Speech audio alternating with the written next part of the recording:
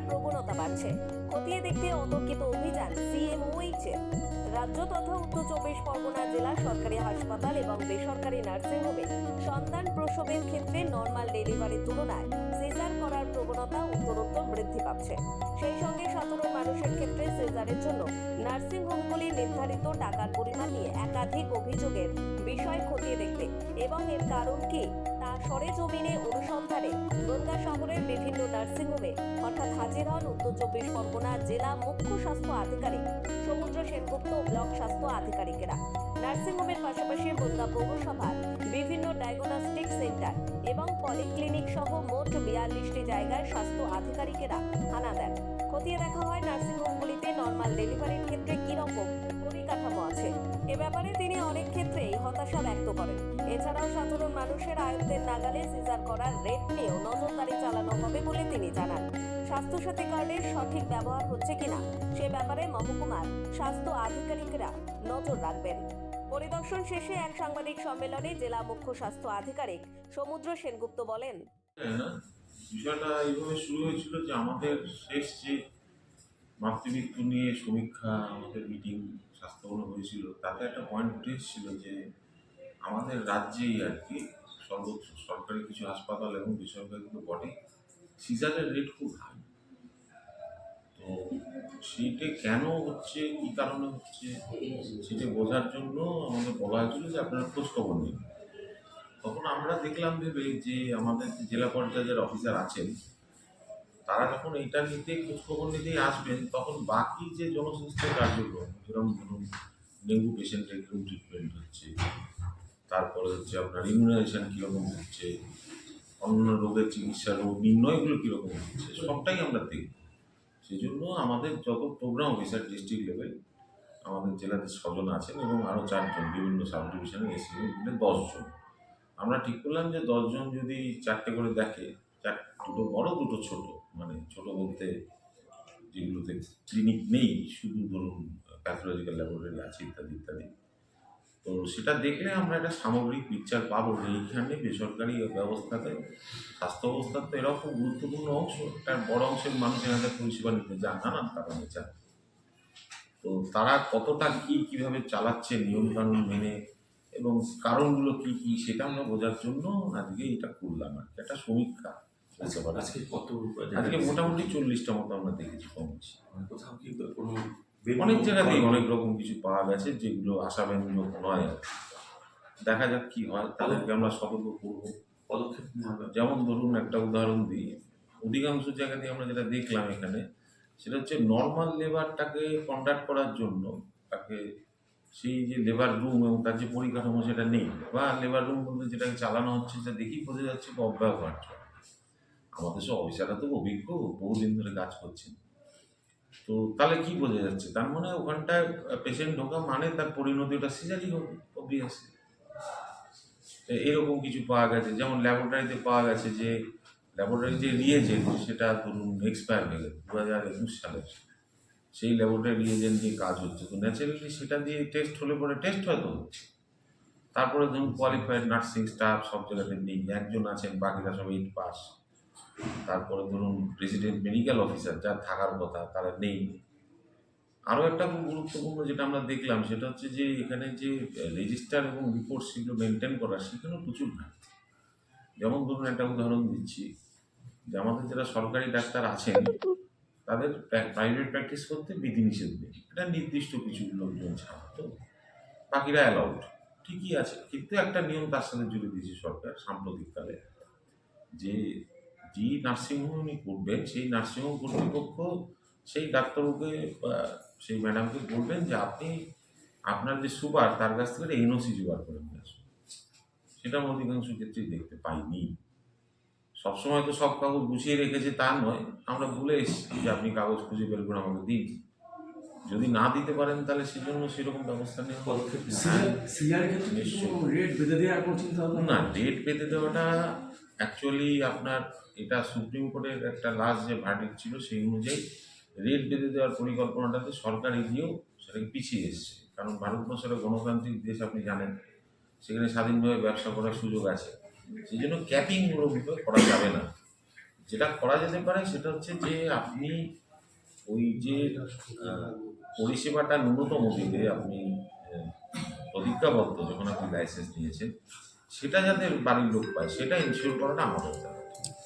যেমন ধরুন আমাদের একটা সাম্প্রতিক নির্দেশনামা বেরিয়েছে যে প্রত্যেকটা নার্সিংহোমের যে বোর্ড থাকবে ডিসপ্লে থাকবে তাতে নার্সিংহোমের যে রেজিস্ট্রেশন নাম্বার সেটা লেখা থাকবে। সেটা দেখলে পরে ধরুন এখনও সেটা আসেনি, আগেরবার লেখা হোক। তারপরে ধরুন যেমন আজকে আপনি যে কোনো ডাক্তারের রেজিস্ট্রেশন নাম্বার পেলে আপনি নেটে সার্চ করে দেখতে পাবেন যে সেই ডাক্তারের তার কোয়ালিফিকেশন কতদূর হবে। ঠিক একই রকমভাবে সেই নার্সিংহোমের লাইসেন্সের নাম্বারটা যদি আপনি দেখতে পান তাহলে আপনি যা সার্চ করে দেখতে পারবেন যে নার্সিংহোমের লাইসেন্সটা ভ্যালিড কি ইনভ্যালিড, নাকি সেটা মানে আদৌ ওটা ঠিক নয় ফেক। তো সেইটা একটা নির্দেশনামা আমরা পাঠিয়েছি, কিন্তু এখনো অবধি সেটা আমরা দেখলাম না যে সেটা কার্যকর হয়েছে। হয়তো সময় লাগবে, কিন্তু একটা গ্লো সাইন বোর্ডে তাদের নাম লিখে পাঠাতে এমন কিছু সময় লাগার কথা না। আমরা 7 দিন সময় দিয়েছি, দেখবো তারপরে আমরা যে ব্যবস্থা নেব। বনগাঁ একটি বেসরকারি হাসপাতাল, তার বিরুদ্ধে একাধিক অভিযোগ মাঝে মধ্যে ওঠে। অনেক হাসপাতালের বিরুদ্ধেই আছে। কিছু আমরা যেটা আজকে করলাম এইটা এক ধরনের ফিল্ড সার্ভে আর কি। আমরা তো ধরুন আমাদের জেলাতে 4,000 নার্সিংহোম আছে, আমরা 40টা দেখলাম, কত পার্সেন্ট হয়?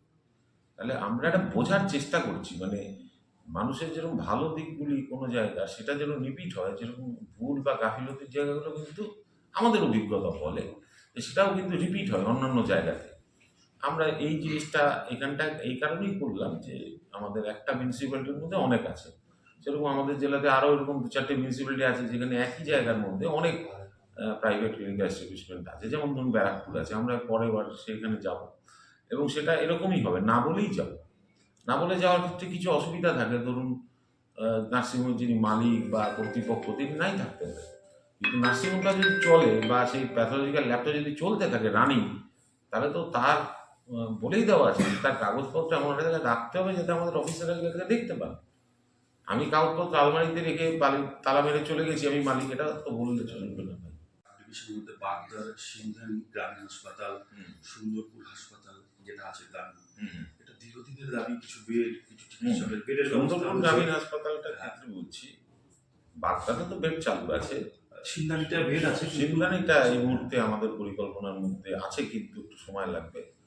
কিন্তু বনগাঁতে আপনার পরিকাঠামো ছিল না। সুন্দরপুরে আমি আসার পর, আমি 3 বছর ধরে জেলাতে এসেছি, আসার পরে আমরা এটা জানতে পেরে আমরা চেষ্টা করেছি, করে মানে বেডটাকে চালু করার জন্য। তো সৌভাগ্যবশত কোভিডের সময়তে ওখানে একটা বিল্ডিং তৈরি হয়েছিল, কিন্তু আবার দুর্ভাগ্যবশত সেটা যেটা হয়েছে সেটা হচ্ছে কোভিড পরিপ্রেক্ষিতে তৈরি হয়েছিল বলে তাতে কোনো লেবার রুম ছিল না। তো আপনারা তো জানেন যে গ্রামীণ স্তরে যে পরিকাঠামো তাতে একটা মিনিমাম হচ্ছে একটা লেবার রুম লাগবে, তো ওটাই তো মেন হয়। তা আমরা লেবার রুমের জন্য আমাদের সরকারের পক্ষ থেকে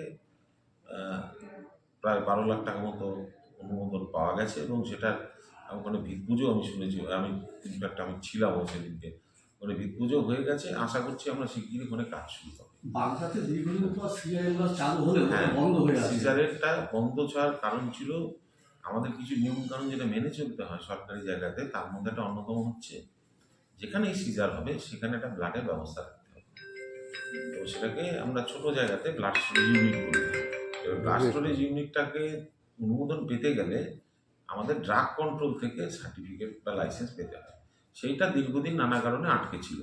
তা আমরা সেটা সাম্প্রতিককালে পেয়েছি। আমি আশা রাখছি যে খুব শিগগিরই আমরা ওখানে সিজার চালু করি।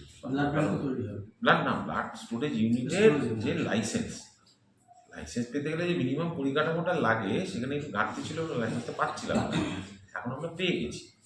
পেয়ে যাওয়ার পরে ব্লাড জোগাড় করাটা কোনো অসুবিধা না, কারণ আমাদের বনগাঁ ব্লাড ব্যাংক খুবই ভালো চলে।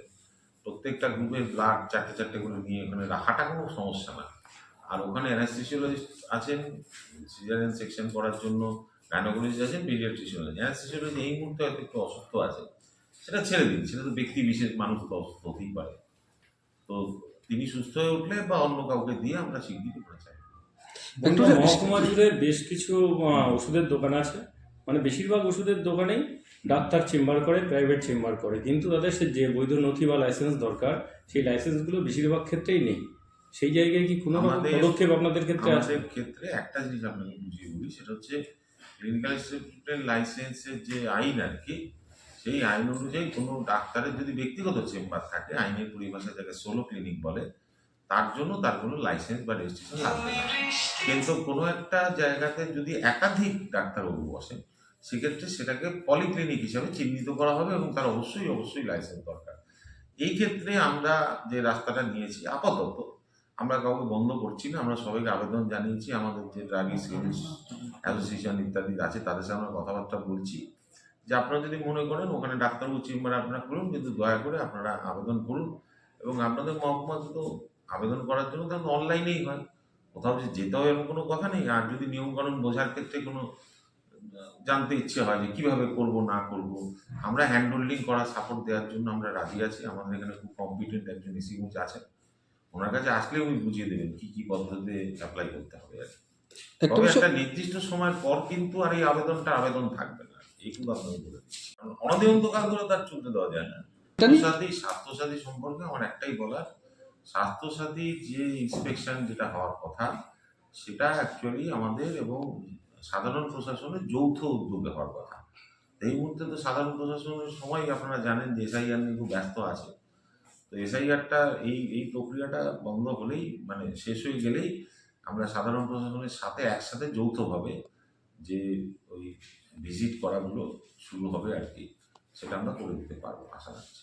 তবে এটুকু স্বীকার করতে আমার বাধা নেই যে স্বাস্থ্যসাথী সংক্রান্ত যে পরিমাণ নজরদারি চালানোর দরকার ছিল বা এখনও আছে, সেটা প্রয়োজনের তুলনায় আমাদের জেলাতে, বিশেষ করে আমাদের যেগুলো একটু দূরবর্তী এলাকা, সেটাতে প্রয়োজনের তুলনায় খুবই কম এখনও অবধি। আমরা যেটা মূলত করি সেটা হচ্ছে যে প্রথমবার যখন ওনারা গ্রেডেশনের জন্য অ্যাপ্লাই করেন, স্বাস্থ্যসাথী কোন গ্রেড পাবে, এ বি সি বিভিন্ন গ্রেড আছে, তো সেইটা আমরা যেহেতু আমাদের নিজেদের লোক দিয়ে, মানে স্বাস্থ্য দপ্তরের আধিকারিক দিয়ে করাই, সেইটা আমরা মোটামুটি করতে পেরেছি। কিন্তু তার পরবর্তীকালে, অর্থাৎ আপনি যেটা বলছেন যে স্বাস্থ্যসাথী স্কিমটা, সেটা তারা ঠিকমতো চালাচ্ছেন কিনা, তাতে মানুষের কোনো অভিযোগ আছে কিনা, সেই ক্ষেত্রে কিন্তু আমাদের জেলাতে পিছিয়ে আছে। এটা আমার স্বীকার করতে কোনো দ্বিধা নেই। কারণ আমরা যদি আমাদের নিজেদের দুর্বলতার জায়গাগুলো চিহ্নিত না করি, তাহলে আমরা ভবিষ্যতে এগোবো কী করে? আমি এখানে খুব সাজানো সুন্দর করে বলে দিলাম, তাতে তো আর মানুষের দুঃখ দুর্দশা দূর হয়ে যাবে না, বাস্তবটা পাল্টে যাবে না। বাস্তবটা মেনে নিয়ে আমাদের এগোনো উচিত। যেহেতু এত বড় একটা জেলা এবং পশ্চিমবঙ্গের কলকাতার পরেই সবচেয়ে বেশি ক্লিনিক্যাল অ্যাসিস্ট্যান্ট বা প্রাইভেট নার্সিংহোমের সংখ্যা বেশি, না আমাদের উপরে চাপটা বেশি আর কি। কারণ অফিসারের সংখ্যা তো আমাদের জেলাতে অন্য জেলার সেম, অন্য জেলাতেও তারা মানে সিএমওচের সাথে 6 জন সহকর্মী থাকেন, আমাদের জেলাতেও আছে। সৌভাগ্যবশত অন্য জেলাতে সেই পোস্টগুলো হয়তো কিছু ভ্যাকেন্ট আছে। আমার খুব সৌভাগ্য যে আমার 6 জন সহকর্মী যারা থাকার কথা, তারা সবাই পোস্টে আছেন। এইটা আমার একটা সৌভাগ্য, এখানে কোনো পোস্ট ভ্যাকেন্ট নেই এই মুহূর্তে। তো ন্যাচারালি দেখছি, আমরা চেষ্টা করবো এবং আমাদের ইচ্ছে আছে যে আমাদের যারা অন্যান্য আধিকারিক আছেন, ডিএমওচ বলুন বা আমাদের সুপারিনটেন্ডেন্ট বলুন, তারাও খুব কম্পিটেন্ট, আমরা তাদেরকে দিয়েও করাবো। শুধু যে প্রশাসনিক কর্তা ব্যক্তির মধ্যে এসিএমওচ বা ডেপুটি সিএমওচ করবেন তা না, তারাও আমাদেরকে হেল্প করেন এবং মানে ছোটোখাটো জায়গাগুলো করে দেন এবং বড়সড় দায়িত্ব আমরা দিতে শুরু করবো।